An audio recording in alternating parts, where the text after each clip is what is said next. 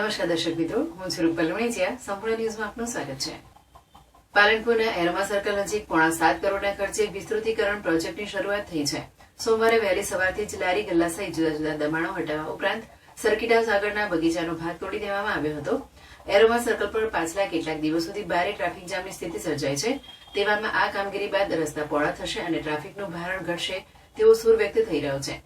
પાલનપુર શહેરના ટ્રાફિકથી સતત ભરચક રહેતા એરોમા સર્કલની રવિવાર જો ડેવલપમેન્ટ પ્રોજેક્ટ અંતર્ગત અડચણરૂપ દબાણો હટાવવાની કામગીરી પાલિકાની દબાણ શાખાની ટીમ અને માર્ગ અને મકાન વિભાગ દ્વારા હાથ ધરાઈ હતી. સવારે એરોમા સર્કલ નજીક આવેલા સર્કિટ હાઉસ આગળનો બગીચાનો ભાગ સૌથી પહેલા તોડી પડાયો હતો. આબુ હાઈવેના સેન્ટર પોઈન્ટથી 7.30 મીટર ખુલ્લી જગ્યા કરવામાં આવી હતી, જ્યારે ડીસા તરફ જવાના માર્ગ પરના હાઈવે પર જ લારી ગલ્લા કેબિનો લડબી નાળા સુધી હટાવાયા હતા. પાલિકાની દબાણ શાખાના કર્મીઓએ બપોર સુધી કામગીરી હાથ ધરી હતી અને સમજાવટપૂર્વક રોડ ઉપર દબાણમાં લારી કેબિન લઈને ઉભા રહેતા તેમને પાછળની સાઈડમાં હટી જવા કહ્યું હતું.